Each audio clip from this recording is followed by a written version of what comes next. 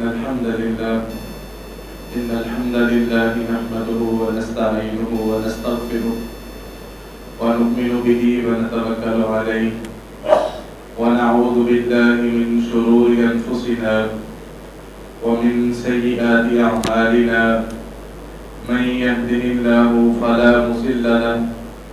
ومن يضلله فلا هادي له وأشهد أن لا إله إلا الله وحده لا شريك له وأشهد أن محمدا عبده ورسوله صلى الله عليه وسلم اللهم صل على محمد وعلى آل محمد كما صليت على إبراهيم وعلى آل إبراهيم إنك حميد مجيد اللهم بارك على محمد وعلى آل محمد كما باركت على إبراهيم وعلى آل إبراهيم إنك حميد مجيد أما بعد فإن خير الحديث كتاب الله وخير الهدي هدي محمد صلى الله عليه وسلم وشر الأمور محدثاتها وكل محدثة بدعة وكل بدعة ضلالة وكل ضلالة في النار أعوذ بالله من الشيطان الرجيم بسم الله الرحمن الرحيم يا أيها الناس اتقوا ربكم الذي خلقكم من نفس واحدة وخلق منها زوجها وبث منهما رجالا كثيرا ونساء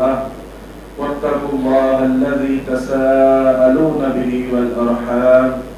إن الله كان عليكم رقيبا يا أيها الذين آمنوا اتقوا الله حق تقاته ولا تموتن إلا وأنتم مسلمون يا أيها الذين آمنوا اتقوا الله وقولوا قولا سديدا يصلح لكم أعمالكم ويغفر لكم ذنوبكم ومن يطع الله ورسوله فقد فاز فوزا عظيما رب اشرح لي صدري ويسر لي أمري واحلل عقدة من لساني يفقهوا قولي قابل قدر معزز سامعین و سامعات، اللہ ہم سب کا خالق و مالک ہے۔ دنیا کے اندر جتنے بھی تعریفی کلمات ہیں، کبریائی اور بڑائی کے جملے ہیں، ان سب کا حقیقی مستحق اللہ تعالی ہے۔ درود و سلام ہو ہمارے حقیقی پیر و مرشد، محسن و مربی، پیشوا مقتدا، سید الاولین والآخرین، امام الانبیاء جناب محمد رسول اللہ صلی اللہ علیہ وآلہ آلہ وسلم کی ذات اقدس پر۔ گزشتہ خطبہ میں ہم سورۃ البقرہ کی اس آیت کی تفسیر کو سنا رہے تھے کہ اللہ تعالیٰ کفار مکہ اور یہود کی جو سازشیں ہیں ان کو بے نقاب کرتے ہیں مسلمانوں کی اصلاح کے لیے، کہ آئندہ کے لیے بھی مسلمان ان چیزوں پر گامزن رہیں تو فلاح و کامیابی ان کا مقدر بنے گی۔ کفار جن میں یہود اور نصارہ اس بات کا ارادہ رکھتے تھے اور اس بات کا جو ہے نا وہ ذوق کے اندر مبتلا تھے کہ جنت میں صرف یہود اور نصارہ نے جانا ہے، اس کے علاوہ اگر کوئی کسی عقیدے کا حامل ہوگا تو وہ جنت میں نہیں جائے گا۔ اللہ تعالیٰ نے دل کا امانیوں ان کے الفاظ کے ساتھ ان کی تردید کی ہے کہ یہ ان کی جھوٹی آرزویں ہیں، عمل کی بنیاد پر ہی ہر بندہ جنت اور جہنم کے فیصلے ہوں گے۔ تو اسی موضوع کی آخری آیت جو ہے وہ ہماری رہتی تھی، اعوذ باللہ من الشیطان الرجیم۔ اللہ تعالیٰ فرماتے ہیں بلا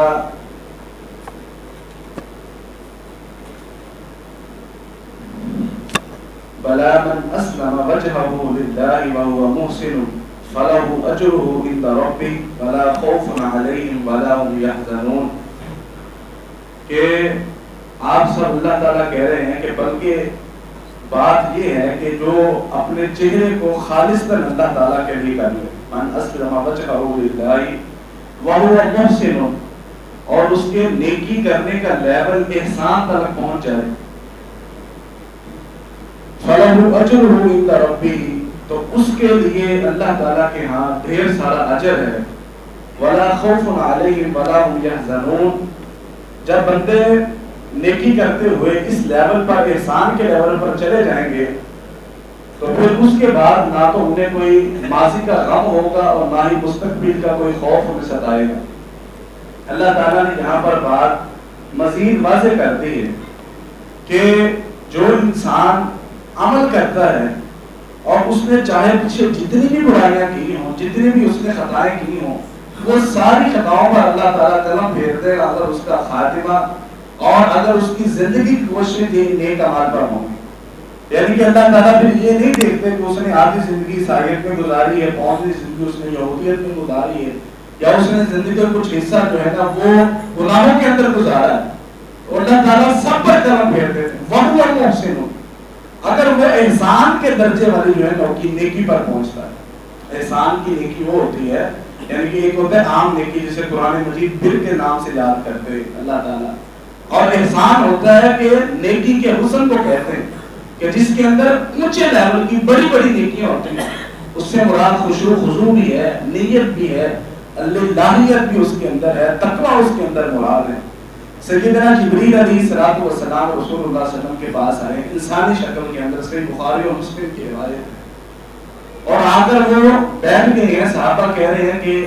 ہم اس کو جانتے بھی نہیں ہے کہ یہ مدینے میں کسی مدینے میں رہنے والا شخص ہے, اور اس کے چہرے پر, اس کے کپڑوں پر, اس کے بالوں پر سفر کے آثار بھی نظر نہیں آ رہے, کہ دھول مٹی یا کپڑے گندے بھی نظر نہیں آ رہے. وہ آ کے رسول اللہ صلی اللہ علیہ وسلم کے سامنے بیٹھ گئے دو زانو ہو کر سوال پوچھنے اور سیکھنے کے انداز کے اندر. اور اس نے آ کر سب سے پہلے پوچھا کہ رسول اللہ صلی اللہ علیہ وسلم سے کیا بتائیے کہ اسلام کیا ہے, پھر ایمان کیا ہے. اس کے بعد تیسرا سوال پوچھا ہے کہ احسان کیا ہوتا ہے, عبادت کے اندر اس کا حسن کسے کہتے ہیں. تو رسول اللہ صلی اللہ علیہ وسلم نے فرمایا الاحسان ان تعبد اللہ کأنک تراہ فإن لم تکن تراہ فإنہ یراک. نبی علیہ السلام نے فرمایا کہ پوچھنے والے احسان یہ ہوتا ہے کہ تم اللہ کی عبادت اتنے خشوع خضوع اور ذمہ داری کے ساتھ کرو کہ گویا کہ تم اپنے رب کو دیکھ رہے ہو. اگر یہ تمہارے اندر یہ کیفیت پیدا نہیں ہوتی, یہ تو اندر لیول ہے جو صحابہ کرام کا ہوتا ہے, اگر یہ نہیں ہوتی تو کم از کم فَإِن لَمْ تَكُنْ تَرَاهُ فَإِنَّهُ يَرَاكَ, تمہارے اندر یہ کیفیت پیدا ہونی چاہیے کہ میرا رب ڈائریکٹ مجھے دیکھ رہا ہے. ہمیں پتہ چل جائے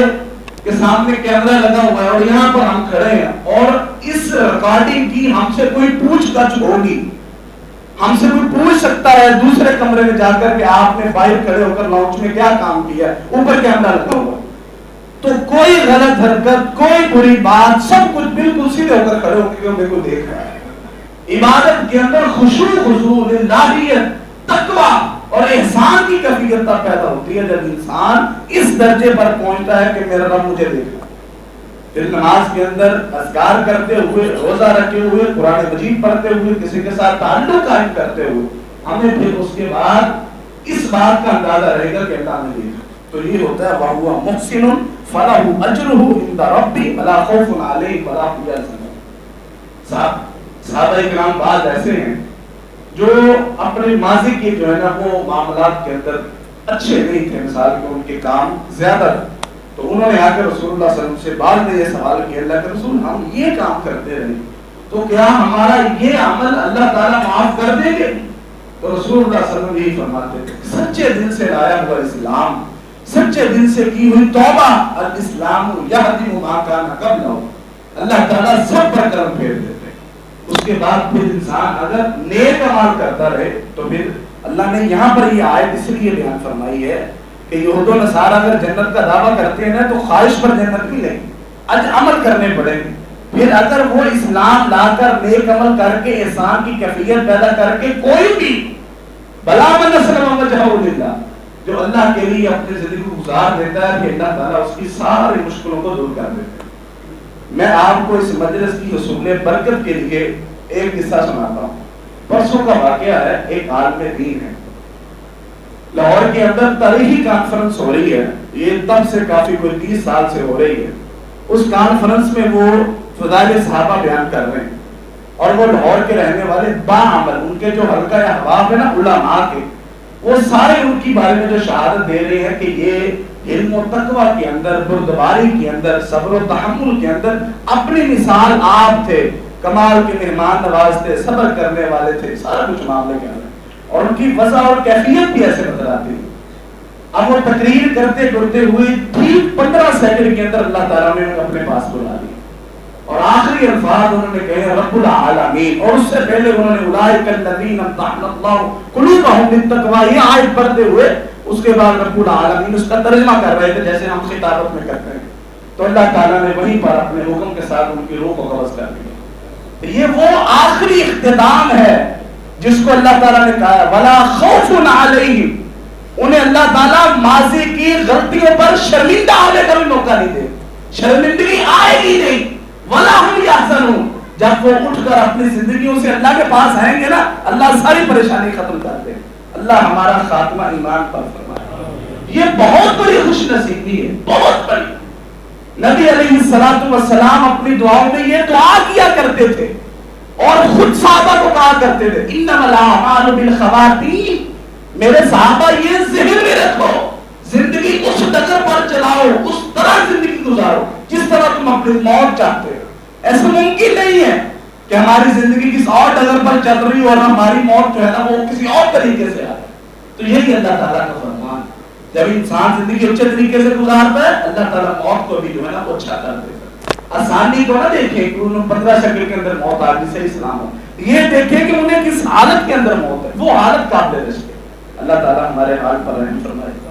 اس کے بعد جو ہے نا وہ اللہ تعالیٰ فرماتے ہیں وقالت اليهود ليست النصارى على شيء وقالت النصارى ليست اليهود على شيء وهم يتلون الكتاب۔ اللہ تعالیٰ فرماتے ہیں کہ یہودی کہتے ہیں کہ نصارہ جو عیسائی وہ حق پر نہیں، وقالت النصارى ليست اليهود على شيء، اور عیسائی کہتے ہیں کہ یہودی حق پر نہیں، وهم يتلون الكتاب، اور وہ دونوں جو ہے نا وہ اللہ کی کتابوں کو پڑھنے والے ہیں، یعنی کہ انجیل اور تورات کو پڑھنے والے ہیں۔ کذالک قال الذین لا یعلمون مثل قولہم، اور اسی طرح کی بات وہ بھی کہتے ہیں کہ جو جاہل ہیں، جنہیں کوئی علم نہیں ہے، یعنی کہ کفار مکہ، قریش مکہ۔ فاللہ یحکم بینہم یوم القیامۃ فیما کانوا فیہ یختلفون، اللہ تعالیٰ روز قیامت ان کے بارے میں فیصلہ کر دیں گے جس بارے میں وہ جھگڑتے رہے ہیں۔ اب یہ اللہ تعالیٰ نے بات اس کو مزید آگے بڑھایا ہے، وہ یہ ہے کہ جب آپس میں ایک دوسرے کے اختلاف ہوتے تھے نا، تو یہ نہیں ہے کہ صرف یہود مسلمانوں سے اختلاف کرتے ہیں، وہ تو عیسائیوں کے بارے میں کہتے ہیں کہ جو ہے نا وہ ان کو کچھ نہیں پتہ، یہ حق پر نہیں ہے، جنت میں صرف ہم نے جانا ہے۔ تو اللہ تعالیٰ نے اس بات کی وضاحت پیش کی ہے کہ یہ دونوں حسد کی وجہ سے، اناد کی وجہ سے، تعصب کی وجہ سے ایک دوسروں کو جو ہے نا وہ برا کہتے رہتے ہیں۔ رسول اللہ صلی اللہ علیہ وسلم کے پاس نجران سے ایک وفد آیا،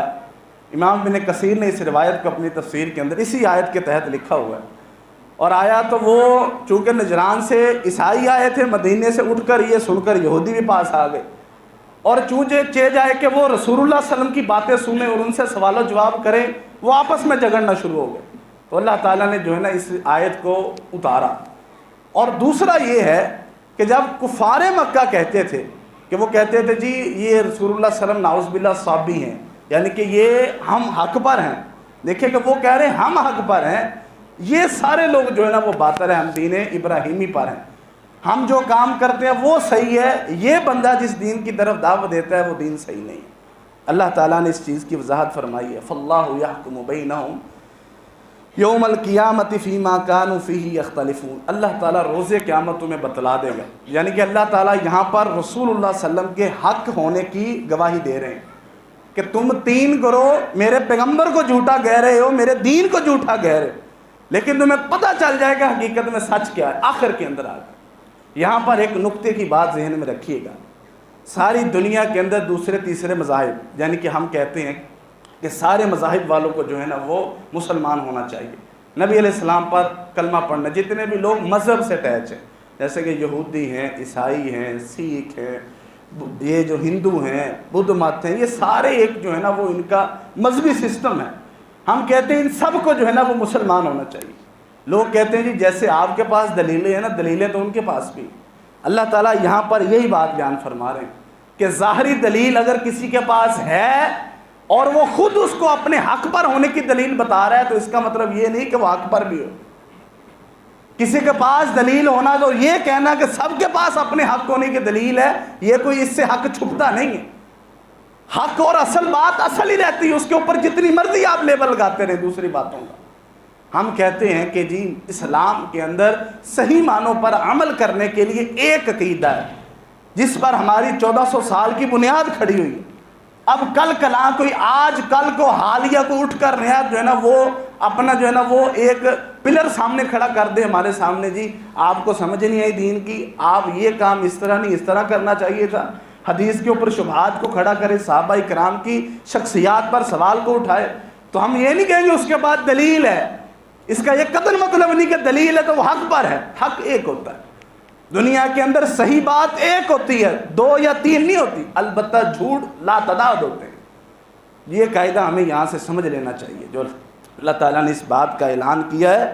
کہ اللہ تعالیٰ روز قیامت انہیں بتلا دے گا کہ کیا صحیح ہوتا ہے اور کیا غلط ہوتا ہے، اور مسلمانوں کے لیے اس بات میں یہاں پر نصیحت ہے کہ آپ اپنے پیغمبر کی تعلیمات پر عمل کرتے رہیں، انشاءاللہ جو آپ سے جھگڑتے اور بحثتے ہیں روز قیامت اپنے اعمال پر شرمندہ ہوں گے۔ اس کے بعد اللہ تعالیٰ یہ جو خود کو حق پر کہتے ہیں نا جی، ہم بھی حق پر ہیں، وہ کہتے ہیں ہم حق پر ہیں، تیسرے کہتے ہیں ہم حق پر ہیں، اللہ تعالیٰ کچھ ان کی جو ہے نا وہ کرتوتیں 3 آیات میں بتائیں گے۔ وَمَنْ أَظْلَمُ مِمَّنْ مَنَعَ مَسَاجِدَ اللَّهِ أَنْ يُذْكَرَ فِيهَا اسْمُهُ وَسَعَىٰ فِي خَرَابِهَا۔ اللہ تعالیٰ کہتے ہیں اور اس سے بڑا ظالم کون ہے جو اللہ کی مساجد میں، اللہ کے گھروں میں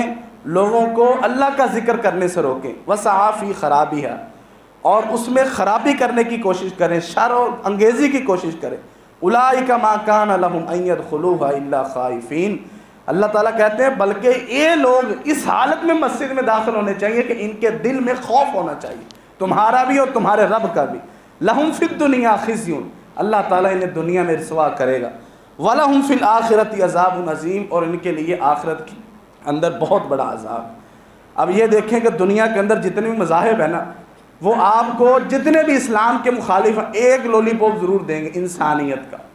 اور دوسرا کہیں گے کہ یہ ظلم و ستم جو ہے نا جی اس کی نفی سب جو ہے نا وہ مشترکہ طور پر کہیں گے۔ آپ کسی ملحد کو بھی پوچھیں، کیا ملحد ہوتا ہے؟ کسی مذہب کو نہیں مانتا، رب کو نہیں مانتا، اس کے مطابق دنیا جو ہے نا کھیل تماشے کی طرح وجود میں آ چکی ہے۔ اب وہ بندہ جو ہے اس سے پوچھیں کہ بھئی مجھے یہ بتائیں کہ کسی جانور کسی انسان کو پکڑ کر 10 بندے مارنا شروع کر دیں، یہ جائز ہے؟ مطلب کہ یہ مناسب بات ہے؟ وہ کہے گا نہیں، کیونکہ یہ ظلم ہے۔ ظلم سب کے نزدیک ناجائز ہے مشترکہ طور پر، یہ جتنے بھی ہیں یہودی، عیسائی، مجوسی اور یہ مشرکین، سب کے نزدیک جو ہے نا وہ ظلم نہیں کسی پر کرنا چاہیے، یہ بری بات ہے۔ اللہ تعالیٰ کہہ رہے ہیں کہ اللہ تعالیٰ کہہ رہے ہیں کہ ان سے پوچھیں کہ سب سے بڑا ظلم تو یہ ہے، اس بندے سے بڑا ظالم کون ہو سکتا ہے کہ جو اللہ کے گھر میں اسی کے ماننے والوں کو عبادت کرنے سے روک دے۔ یہودیوں کے پاس جو ہے نا وہ بیت المقدس تھا، عیسائیوں کی حکومت آئی، انہوں نے یہودیوں کو بھگا دیا اور کہا بیت المقدس میں نماز نہیں پڑھنے دینی۔ مسلمان کمزور تھے وقتی طور پر، رسول اللہ صلی اللہ علیہ وسلم کے جو ہے نا وہ انہوں کو مسلمانوں کو بیت اللہ میں نماز پڑھنے کی اجازت نہ دی، داخلے کی اجازت نہ دی، اور حتیٰ کہ جب آپ ہجرت کر کے چلے گئے پھر آپ جو ہے نا وہ عمرہ کرنے کے لیے آئے تو انہیں مکہ میں داخل نہیں ہونے دیا، کہا کہ یہ ہمارے بھائی بیٹوں کے قاتل ہیں۔ رسول اللہ صلی اللہ علیہ وسلم نے اس موقع پر فرمایا تھا کہ بیت اللہ کے قوانین کے اندر یہ تھا ہمارے یعنی کہ مکہ کے اندر کہ اگر کسی کا کوئی رشتہ دار کا قاتل بھی اگر اسے بیت اللہ میں مل جاتا تو وہ فی الحال اسے وہاں کچھ نہیں کہتا تھا، اور وہاں پر کسی کے آنے سے روکا نہیں جاتا تھا۔ انہوں نے یہ کام بھی کر دیا، رسول اللہ صلی اللہ علیہ وسلم نے وہیں پر اپنی ہدی کا جانور قربان کر دیا ذی طوا کے موقع پر، اور آپ جو ہے نا وہاں سے جو ہے نا واپس چلیں گے۔ اور پھر جو ہے نا یہ سارے معاملات مسلمان مکہ میں ہوتے تھے، مسلمان مدینہ میں ہوتے تھے، یہ سارے معاملات ان کو جو ہے نا وہ نظر آتے تھے اور وہ محسوس کرتے تھے کہ ہمارا قبلہ ہے، ہمارا بیت اللہ ہے، لیکن ہمیں وہاں پر جانے کی اجازت نہیں ہے۔ تو اللہ تعالیٰ نے ان کا یہ ظلم بیان کیا ہے۔ اس کے بعد اللہ تعالیٰ نے ایک پشین گوئی کی ہے، ایک خوشخبری دی ہے، اولئک ما کان لہم ان یدخلوها الا خائفین۔ لیکن جب اللہ تعالیٰ کہہ رہے ہیں کہ اللہ تعالیٰ تمہیں فتح دے گا نا، تب یہ لوگ اپنی بدماشیاں تب نہ کرنے پائیں، پھر لوگ اگر یہ یہاں پر رہیں تو ڈر کر رہے کہ مسجد کے اندر ہم نے شر انگیزی نہیں کرنی، ہم نے وہاں پر کوئی فتنہ فساد نہیں پھیلانا۔ اللہ تعالیٰ نے اس کی مذمت کی ہے وسعیٰ فی خرابیہ، کہ وہ لوگ قابل مذمت ہے جو مسجد کے اندر، اللہ کے گھروں کے اندر کسی بھی طرح خرابی کرنے کی کوشش کرتے ہیں۔ اللہ تعالیٰ نے پھر یہ کر کے دکھایا، جب مسلمان مکہ فتح مکہ ہوا، اللہ تعالیٰ نے ان کے ذریعے اعلان کروایا کہ آئندہ سال رسول اللہ صلی اللہ علیہ وسلم نے فرمایا کہ آئندہ سال کوئی مشرک حج نہیں کر سکے گا، اور کوئی بھی بیت اللہ کے اندر ننگے جو ہے نا وہ جسم نہیں آ سکے، اپنے پورے کپڑے پہن کر آنے، اور فرمایا کہ جس کے ساتھ مجھ محمد صلی اللہ علیہ وسلم کا کوئی معاہدہ ہے تب تک تو وہ معاہدہ برقرار ہے، معاہدے کے بعد پھر کوئی یہاں پر نظر نہیں آئے گا۔ لہم فی اللہ تعالیٰ نے کہا نا لہم فی الدنیا خزی، یہ دنیا کے اندر اللہ تعالیٰ رسوا کر رہے ہیں۔ سیدہ عائشہ کی مرویات میں سے ہیں، مسند احمد کے اندر ہے، رسول اللہ صلی اللہ علیہ وسلم نے فرمایا کہ میں عرب کے اندر 2 دن نہیں رہنے دوں گا، 1 دن ہوگا، اور میں سارے یہود کو یہاں سے جو ہے نا وہ عرب سے نکال دوں گا، جلا وطن کر دوں گا۔ اور رسول اللہ صلی اللہ علیہ وسلم نے سب کو نکال دیا۔ کیوں؟ یہ بات نہیں ہے کہ رسول اللہ صلی اللہ علیہ وسلم نے اس سے پہلے 20-21 سال تک ان کے مظالم کو برداشت کیا، لیکن یہ اللہ کے حکم کے ساتھ اللہ تعالیٰ نے رسوا کرنا تھا۔ اور دوسری یہ بات ہے، سورہ انفال کے اندر اللہ تعالیٰ فرماتے ہیں وَمَا لَهُمْ أَلَّا يُعَذِّبَهُمْ وَهُمْ يَصُدُّونَ عَنِ الْمَسْجِدِ الْحَرَامِ وَمَا كَانُوا أَوْلِيَاءَ إِنْ أَوْلِيَاءُهُ إِلَّا الْمُتَّقُونَ وَلَكِنَّ أَكْثَرَهُمْ لَا يَعْلَمُونَ۔ اللہ تعالیٰ کہہ رہے ہیں کہ اللہ تعالیٰ ان لوگوں کو کیوں نہ عذاب دے جو لوگوں کو اللہ کی مسجد میں آنے سے منع کرتے ہیں، اور یہ کہتے ہیں کہ ہم اس کے متولی ہیں، اس کو سنبھالنے والے ہیں۔ ان اولیاء الا المتقون، اللہ کہتے ہیں کہ یہ بات نہیں ہے، مسجد کے متولی متقی لوگ ہوتے ہیں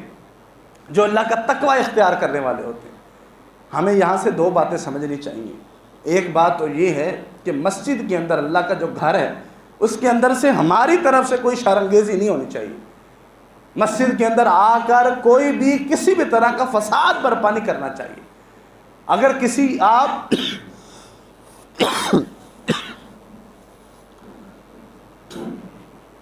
معاملات آپ اگر اس کی کوئی درستگی چاہتے ہیں، اس کا طریقہ یہ نہیں ہونا چاہیے کہ آپ ایک طرف کھڑے ہو کر اونچی سی بولنا شروع کر دیں،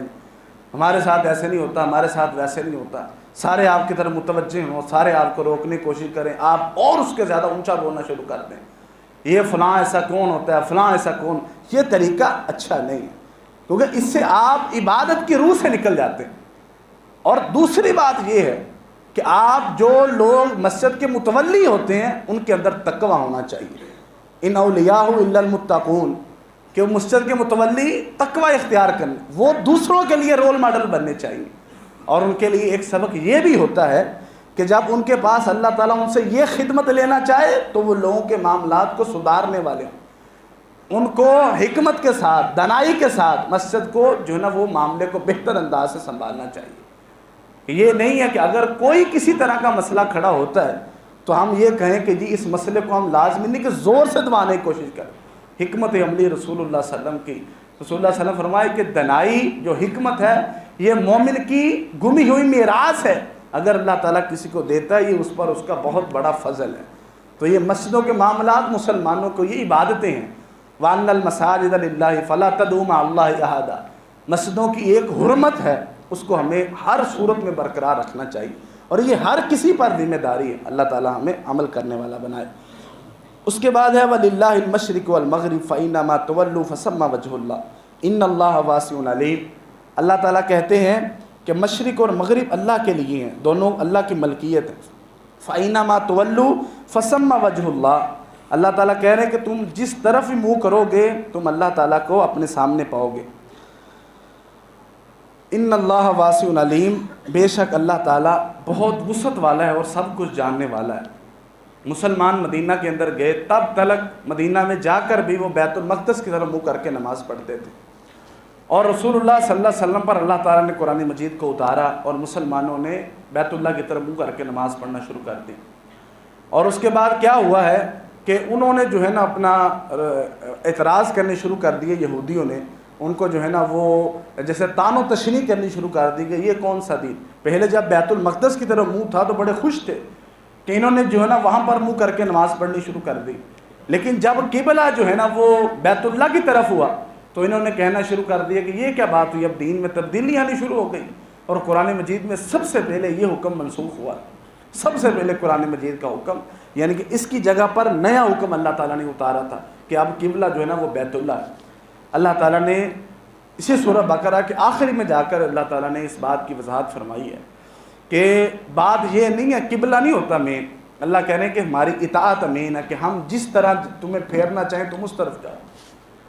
اب اس کو اللہ تعالیٰ نے کیوں بیان کیا ہے کہ مکہ کے اندر رہتے ہوئے جو لوگ اپنے آپ کو حق کہتے ہیں، ان لوگوں نے مسلمانوں کو اپنا قبلہ استعمال کرنے نہیں دیا، وہاں پر اس طرح منہ کر کے نماز پڑھنے، یعنی کہ نماز پڑھنے کی جو ہے نا عبادت کرنے کی غرض سے انہیں اندر نہیں آنے دیتے تھے، اور پھر اس کے بعد تان و تشنیع کرتے تھے،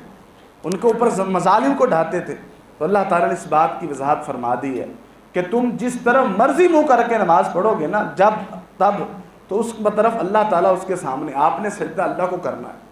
پھر اس کے بعد اللہ تعالیٰ نے بیت اللہ پر قبلے کو روک دیا ہے، اب تا قیامت ہمارا قبلہ بیت اللہ ہے، کیونکہ اللہ تعالیٰ نے اس کا فیصلہ فرما دیا۔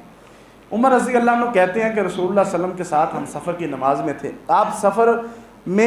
سفر کے اندر تھے، اور سفر کے دوران آپ سواری پر نفل نماز کو پڑھ رہے تھے۔ رسول اللہ صلی اللہ علیہ وسلم کی عادت مبارکہ ہوتی تھی کہ آپ سواری کے اوپر نفل نماز کو پڑھ لیا کرتے۔ اب ظاہر سی بات ہے کہ وہ ایسے سیدھے روڈز تو ہوتے نہیں ہیں، کوئی بھی روڈز اتنا لمبا سیدھا نہیں ہوتا، تو سواری جس طرح منہ کرے رسول اللہ صلی اللہ علیہ وسلم اپنی نماز میں مصروف تھے۔ تو پھر وہاں پر جو ہے نا وہ انہوں نے کہا کہ اللہ تعالیٰ نے یہ آیت کو اتارا ہے کہ تم جس طرف ہی تمہارا منہ اگر ہو جائے نماز پڑھتے ہوئے تو اللہ تعالیٰ اتنی وسعت والا ہے کہ وہ تمہاری نیتوں پر تمہارے اعمال کو لے لے گا۔ اب یہاں پر تو ہماری اتنی سہولیات ہے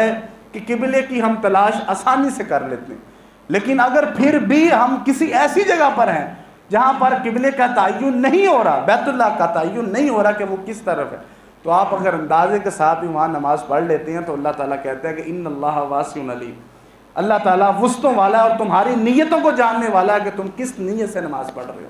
اگر تمہاری نیت جان بوجھ کر غلط قبلے کی طرف ہے تو پھر اللہ تعالیٰ تو جانتے ہی قبول کرنی کہ نہیں، اگر تمہاری نیت صاف ہے تو اللہ تعالیٰ پھر بھی تمہیں انشاءاللہ اجر سے نوازیں گے۔ یہاں پر رک کر ہمیں ایک بات سمجھنی ہے، جو عقیدہ وحدت الوجود یعنی کہ جو کہتے ہیں کہ بندہ اللہ جو ہے نا وہ بندے کے اندر آ جاتا ہے اور بندے اور اللہ کے درمیان جو فرق نہیں رہتا، یہ ایک کفری عقیدہ ہے جو جن کو ہم بہت نیک سمجھتے ہیں۔ اس وقت حالات کے جو صوفیہ اکرام ہیں جنہوں نے دین کی غلط تصویر لوگوں کے سامنے پیش کی ہوئی ہے اور عبادت اور ریاضت اور نیکی اور سنت سے ہٹا کر دوسری شتیحات وجد کشد فلاں فلاں اس میں جو ہے نا وہ امت کو ڈھالنے کی کوشش کی ہے، اور انہوں نے جو ہے نا وہ مسجدوں سے ڈھا کر لوگوں کو خانقاہوں کی طرف موڑ دیا اور کہتے ہیں کہ انہوں نے اسلام کی خدمت کی ہے۔ خلفائے راشدین نے اسلام سلطنت اسلامیہ کے اندر ہر خلیفہ راشد نے مسجدوں کی زیادہ زیادہ تعمیر کی ہے کہ لوگوں کو مسجد میں اپنی قریب مسجد تلاش کرنے میں مشکل نہ ہو۔ اور ہمارے صوفیہ جو کہتے ہیں جی بڑے نیک بزرگ سے اسلام انہوں کی وجہ تو بر صغیر چاہے، انہوں نے کیا کیا، مسجدوں سے موڑ کر خانقاہوں کی طرف، چراغوں کی طرف، قبروں کی طرف لے گئے۔ اب ان کے عجیب عجیب عقیدے ہیں،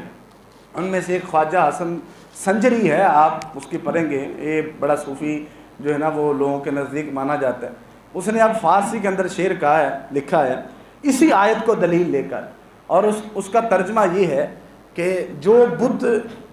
بت کو پوجنے والے ہیں، جو بتوں کو پوجتے ہیں، وہ گویا بتوں کو نہیں پوجتے،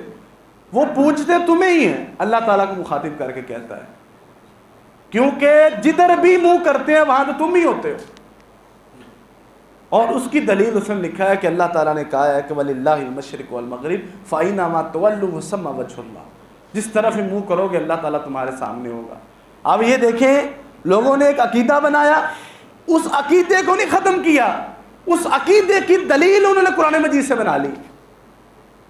کتنی بڑی خرابی ہے،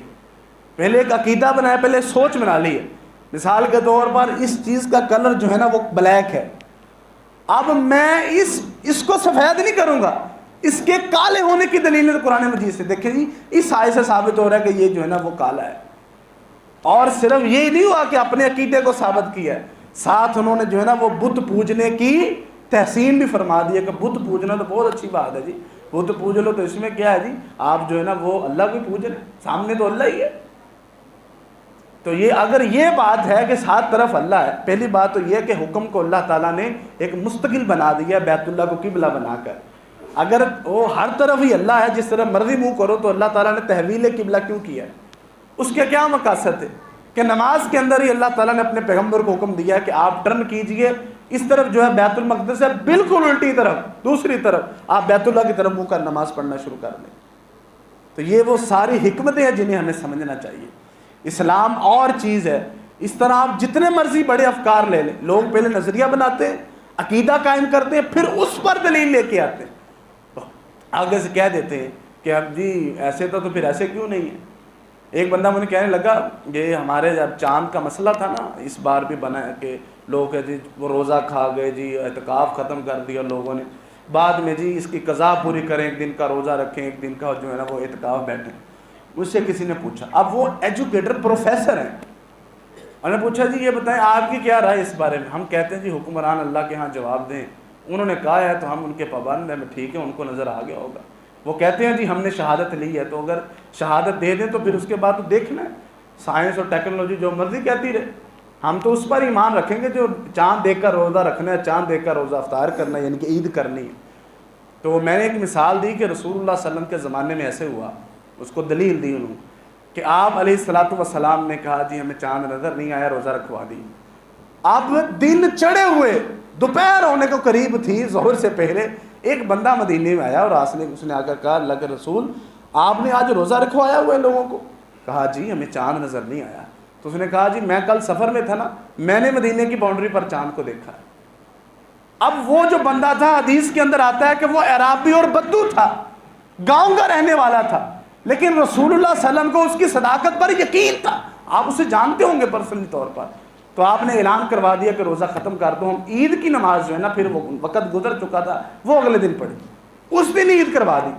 روزہ ختم کروا دیا۔ تو میں نے جو ہے نا اپنا انہیں یہ دلیل دی کہ یہ دیکھیں رسول اللہ صلی اللہ علیہ وسلم نے روزہ ختم کروا دیا، شہادت پر روزہ رکھا ہوا ختم کروا دیا، یہ تو پھر رات کو اعلان ہو گیا تھا۔ تو آگے سے مجھے کہنے لگا، ہنس کے کہنے لگا جی جو پیغمبر انگلی کے ساتھ چاند کو توڑ دے انہیں چاند ہی نظر نہیں آیا۔ آپ ان کا آئی کیو لیول چیک کریں، دماغ کے گھوڑے کیسے دوڑاتے ہیں۔ اب اللہ تعالیٰ پیغمبر کو اپنا نمائندہ ثابت کرنے کے لیے یہ سارے کام کرتے ہیں کہ انہیں پتا چلے پیغمبر بھی اللہ کے ماتحت ہے، اور یہ سکھانے کی کوشش کرتے ہیں کہ وہ ہم جیسے انسان ہیں، اگرچہ وہ ہم سے بہت افضل ہیں وہ انسان ہی، اگرچہ وہ انسانوں کے سب سے افضل البشر ہیں، تمام انسانیت کے سردار ہیں، لیکن یہ تو نہیں ہے کہ وہ ہر چیز کو جاننے والے ہیں، جو سامنے موجود نہیں ہے اس کو بھی جاننے والے۔ اللہ تعالیٰ نے ان کو خبریں ضرور دی ہیں، لیکن جو اللہ نے ان کو دی ہیں۔ اب یہ دیکھیں کہ انہوں نے پہلے ایک عقیدہ بنایا ہوا ہے رسول اللہ صلی اللہ علیہ وسلم کے مطابق، اب اس پر جو ہے نا وہ دلیلیں ٹھوکریں ہیں، جو میں دلیل دی ہے ان کو کتنی واضح دلیل ہے۔ آپ جس سے بھی یہ پوچھیں گے آپ کو یہ کہیں گے جی چاند کے متعلق رویت جو ہے نا وہ بہت معنی رکھتی۔ تو ہمارے نزدیک یہی ہے، اس کو سمجھے، قرآن مجید کے مطابق خود کو ڈھالنے کی کوشش کرے، نہ کہ قرآن مجید کو اپنے مطابق ڈھالنے کی کوشش کرے۔ جی میرے مطابق ایسا ہے، اسلاف نے اس پر محنتیں کی ہیں، اور وہ ایک چین ہے جو رسول اللہ صلی اللہ علیہ وسلم سے تعلیم لیتی ہوئی یہاں تک پہنچی ہے۔ ایسے ہوا میں باتیں نہیں ہیں، پورے ثبوت اور دلیل کے ساتھ ہے کہ رسول اللہ صلی اللہ علیہ وسلم کو فلاں صحابی نے بتایا، فلاں صحابی نے اس تابعی کو بتایا، اس تابعی نے تبع تابعی کو بتایا، تبع تابعی نے آگے اس محدث کو بتایا، اس نے آگے اتنے شاگردوں کو بتایا، اس نے پھر آگے اتنے شاگردوں کو بتایا، ان سے سن کر 100 نے، 100 سے ہزاروں نے، اور یہ ہزاروں کی تعداد ہے جو علم لے کر ہماری دہلیز تک پہنچی۔ ایسے ہوا میں اور تکے نہیں لگے ہوئے، تو ہمیں کوشش کرنی، اس لیے تو ہم کہتے ہیں ہم اسلاف امت، یعنی کہ یہ نہیں ہے کہ انہوں نے اپنا دین بنایا ہوا، یہ ہے کہ انہوں نے دین اسلام کو رسول اللہ صلی اللہ علیہ وسلم کے طرز پر سیکھا ہوا۔ اللہ تعالیٰ ہمیں صحیح معنوں پر عمل کرنے کی توفیق عطا فرمائے۔ وقالوا اتخذ اللہ ولدا سبحانہ، اور وہ کہتے ہیں کہ اللہ تعالیٰ نے بیٹا پکڑا ہوا ہے، بیٹا اللہ تعالیٰ کا بیٹا ہے، اولاد بنائی ہوئی۔ سبحانہ، اللہ تعالیٰ پاک ہے اس بات سے۔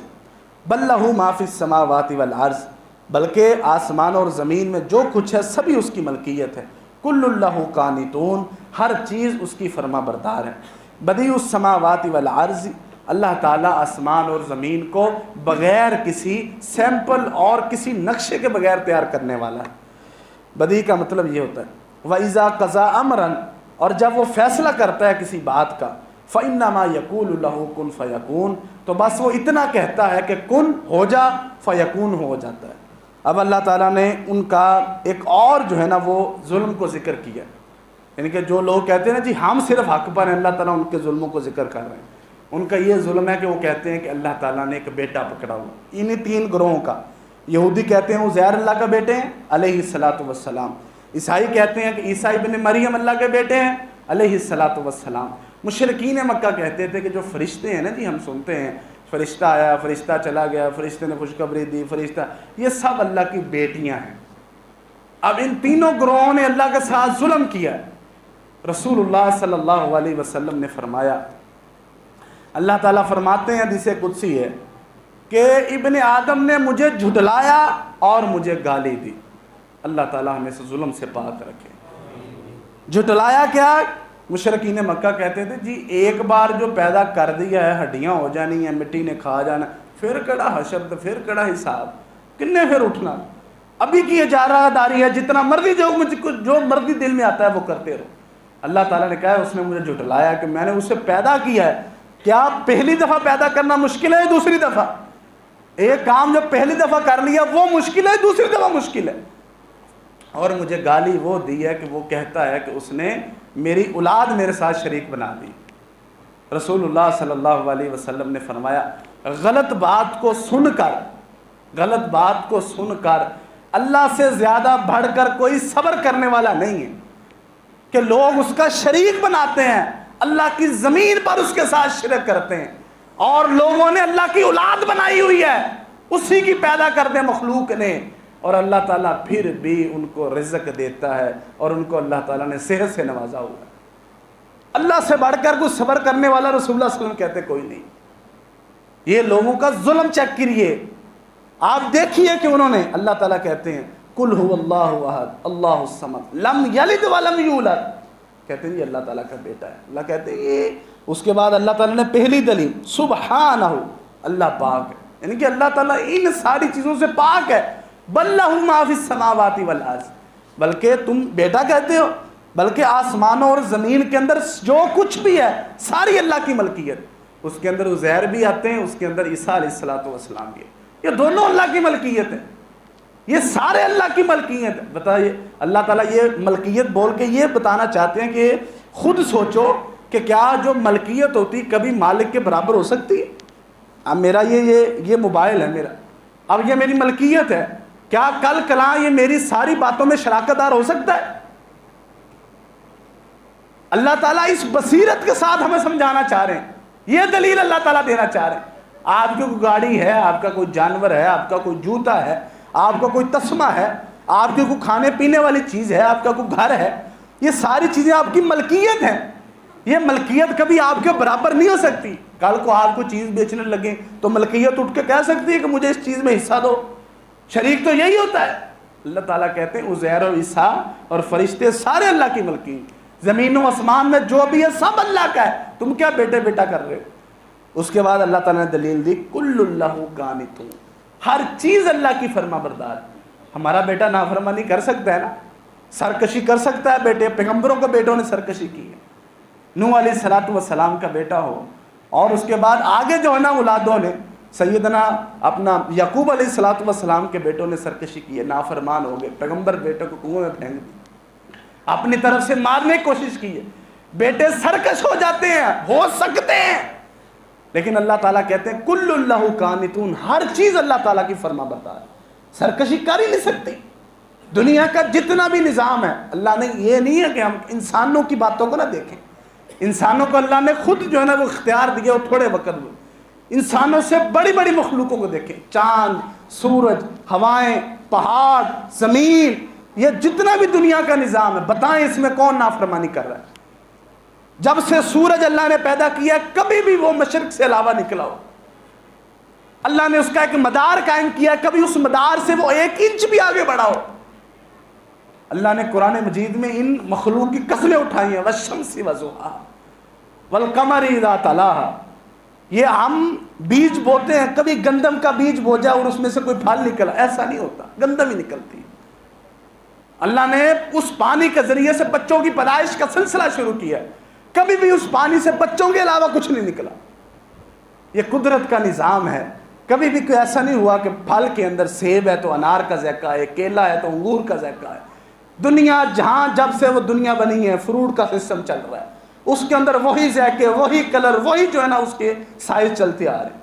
یہ ساری اللہ تعالیٰ کی فرما برداریاں ہیں۔ انسان کو تو اللہ نے خود پیدا کیا ہے، ایک امتحان کا سلسلہ ہے۔ انا ہدیناہ السبیل اما شاکرا و اما کفورا، اللہ نے آپشن رکھا ہوا ہے کہ بے شک ہم نے اس کو ایک رستے کی نشاندہی کر دی ہے، اب اس کے اوپر ہے کہ یہ شکر کرنے والا بن جائے یا کافر بن جائے، اچھا بن جائے یا برا بن جائے، کہ کل کلاں جب ہم اس کا رزلٹ کو جو ہے نا وہ آؤٹ کریں نا تو یہ ہمیں یہ نہ کہہ سکے جی مجھے موقع نہیں ملا، میرے پاس تو اختیار نہیں تھا، میری ٹانگیں دل کرتا تھا مسجد میں جاؤں لیکن میری ٹانگیں وہاں پر جم جاتی تھی، ایسے نہیں کہہ سکے گا۔ ہم نے اسے اختیار دیا ہوا ہے، سب نے حلال دیا حرام دیے، تم نے حلال کو لینا ہے حرام کو چھوڑ دینا۔ تو اللہ تعالیٰ نے اس کے آگے دلیل دی ہے، بدیع السماوات والارض، اللہ کہہ رہے ہیں کہ میں نے آسمانوں اور زمین کو بغیر نقشے کے پیدا کیا۔ دنیا کے اندر آپ جتنی مرضی ٹیکنالوجی اٹھا کے دیکھ لیں، وہ جدید کس طرح بنی ہے اس کی کوئی قدیم ضرور ہوگی، اس کی قدیم ضرور بنی ہوگی۔ مثال کے طور پر ہم یہ دیکھیں کہ ہمارے پاس یہ جو پنکھے ہیں، اب اس سے پہلے جائیں نا تاریخ کے اندر پڑھیں تو یہ اس سے پہلے ہاتھوں میں ہوتا تھا، پھر انہوں نے رسیوں کے ساتھ ایک چیز سے گھمانا شروع کر دیا، پھر انسان نے سوچا کہ اگر یہ ہاتھ سے گھوم سکتا ہے تو اس کے اندر بھی ایسی پاور ہو سکتی ہے جو اس کو گھما دے۔ پہلے سیل فون اتنا بڑا ہوتا تھا، پھر آہستہ آہستہ آہستہ کرتے کرتے کرتے وہ ہاتھوں میں آ گیا، ہاتھوں سے انگلیوں تک آ گیا، انگلیوں سے اتنی سی گھڑی میں آ جاتا ہے، ساری دنیا آپ اس پر گھوم سکتے ہیں اتنی سی گھڑی کے اندر۔ آپ ٹی وی تھے بل اتنے بڑے تھے، کوئی اور جتنی مرضی مثالیں لے لیں، اب یہ ٹھنڈا کرنے والی مشینیں ہیں، پہلے یہاں کیسی تھی؟ لیکن آہستہ آہستہ وہ جب ٹیکنالوجی، یہ اس سے پہلے اس کا ضرور کوئی نقشہ تھا، اس پر اس کو بنایا گیا۔ یہ لائٹیں ہیں، یہ روشنی ہیں، یہ اڑنے والے ہیں، یہ چلنے والے، یہ ساری چیزیں، لیکن اللہ تعالیٰ کہہ رہے ہیں بتاؤ کہ کس چیز کا نقشہ تھا کہ اللہ تعالیٰ نے اس کو دیکھ کر آسمان و زمین بنایا۔ یہ میرے رب کی جو ہے نا وہ خدائی کی اتنی بڑی دلیل ہے، اس کے رب ہونے کی اتنی بڑی دلیل ہے کہ اس کو کسی چیز کی محتاج ہی نہیں۔ آپ کہہ رہے ہو کہ آپ اللہ کا بیٹا بنائے، وَإِذَا قَضَىٰ أَمْرًا فَإِنَّمَا يَقُولُ لَهُ كُن فَيَكُونُ، اللہ تعالیٰ کہہ رہے ہیں کہ تم لوگوں کو ضرورتیں ہوتی ہوں گی کہ میرا بیٹا پیدا ہو، میری بیٹی پیدا ہو، میں صاحب اولاد ہوں، میں اسے پالوں، اپنی ساری توانائی اس پر خرچ کروں، جب میں بوڑھا ہو جاؤں، جب مجھے ضرورت ہو خدمت کی تو یہ سارے جوان ہو کر میری خدمت کریں، میں انویسٹ کروں ان کے اوپر۔ اللہ کو ایسی ضرورت نہیں ہے، اللہ کہتا ہے کن فیکون، وہ حکم دیتا ہے تو وہ ہو جاتا ہے۔ تو یہ وہ ساری چیزیں ہیں جو اللہ تعالیٰ نے ان کی چیزوں کو اللہ نے بیان فرمایا۔ اللہ تعالیٰ ہمیں سمجھ کر عمل کرنے کی توفیق عطا فرمائے۔ اور سب سے اہم بات ایک وہ ابھی الحمدللہ یاد آ گئی، اب یہ دیکھیں ہم کہتے ہیں کہ جی اللہ کا بیٹا ہے اس لیے وہ سارے مشرک ہیں، اللہ کا بیٹا ہے وہ اس لیے وہ سارے کیا ہیں؟ غلط ہیں اور مشرک ہیں، اور اللہ تعالیٰ نے ان کی عقیدے کو باطل کہا ہوا ہے، اور یہ بھی کہا ہے کہ جب تک کہ وہ اس عقیدے کو نہیں چھوڑتے وہ جنت میں نہیں جا سکتے۔ اور جو رسول اللہ صلی اللہ علیہ وسلم اور بعض شخصیات کو اللہ تعالیٰ کے نور کا ایک حصہ سمجھتے ہیں، دھیان سے سوچ لیں، نور کا حصہ سمجھتے ہیں، نور من نور اللہ، اللہ کے نور کا حصہ سمجھتے ہیں، تو وہ بھی اس سے بڑا شرک کرتے ہیں۔ یاد رکھیں عیسائی عیسیٰ علیہ السلام کو اللہ کی کسی بیوی سے بچہ نہیں سمجھتے، اتنے بے وقوف وہ بھی نہیں ہیں کہ وہ کہیں اللہ تعالیٰ نے کسی بیوی کے ساتھ جو ہے نا وہ معاملات کی اس سے جو عیسیٰ علیہ السلام پیدا ہوئے، وہ بھی عیسیٰ علیہ السلام کو اللہ کے نور سے پیدا کیا عبدہ سمجھتے ہیں کہ مریم علیہ السلام پر اللہ تعالیٰ نے اپنی تجلی فرمائی ہے جس سے عیسیٰ پیدا ہوئے۔ وہ سمجھے تو کافر، ہم سمجھے تو مومن۔ اس شرک سے اللہ تعالیٰ ہمیں محفوظ فرمائے۔ رسول اللہ صلی اللہ علیہ وسلم افضل البشر ہیں۔ آپ یہ نہ سمجھا کرے جب ہم کہتے ہیں کہ جی وہ انسان ہے تو مجھ جیسے گناہگار کے ساتھ نہ لائیے، ان کے پاؤں کی دھول جو ان کے پاؤں کو لگتی ہے وہ بھی مجھ سے افضل ہے، اللہ کی قسم کہا کہتا ہوں۔ جن چیزوں پر انہوں نے ہاتھ رکھا ہے وہ روزے قیامت ہم سے زیادہ جو ہے نا وہ افضل ہوں گی اللہ کی عدالت میں۔ لیکن یہ مطلب نہیں ہے کل انما انا بشر مثلکم، سورہ کہف آخری آیت، آپ ان سے کہیے پیغمبر میں بھی تمہارا جیسا انسان، لیکن فرق کیا ہے؟ یوحا الی انما الہکم الہ واحد، تم مجھ میں فرق یہ تم عام انسان ہو میں پیغمبر ہوں، ہم بھی یہی کہتے ہیں۔ آپ ہم ہیں بشر، آپ ہیں افضل البشر. اس کے درمیان 1,24,000 کا ٹرن اوور آتا ہے پیغمبروں، وہ بھی ہم سے کہیں افضل ہیں. اس کے نیچے صحابہ آتے ہیں، بکر، عمر، عثمان، علی، حسن، حسین، عشرہ مبشرہ، دوسرے سارے صحابہ، پھر ان کے نیچے ہم تو ان سے بھی جو ہے نا وہ نیچے ہیں. ہم یہ کہتے ہیں، اس کا مطلب یہ نہیں لینا چاہیے. ہم یہ کہتے ہیں ہم ان کی جو ہے نا وہ شناخت ظاہر کرتے ہیں اور ساتھ یہ کہتے ہیں کہ افضل البشر ہیں، لیکن ہم شرک نہیں کرتے. رسول اللہ صلی اللہ علیہ وسلم کو درجہ دینے کے لیے ہمیں نور من نور اللہ کی ضرورت نہیں ہے. اللہ نے ورفعنا لک ذکرک کے ذریعے ان کا بڑا درجہ بنایا ہے اور ہم اس درجے کا پرچار کرتے ہیں. وآخر دعوانا الحمدللہ رب العالمین.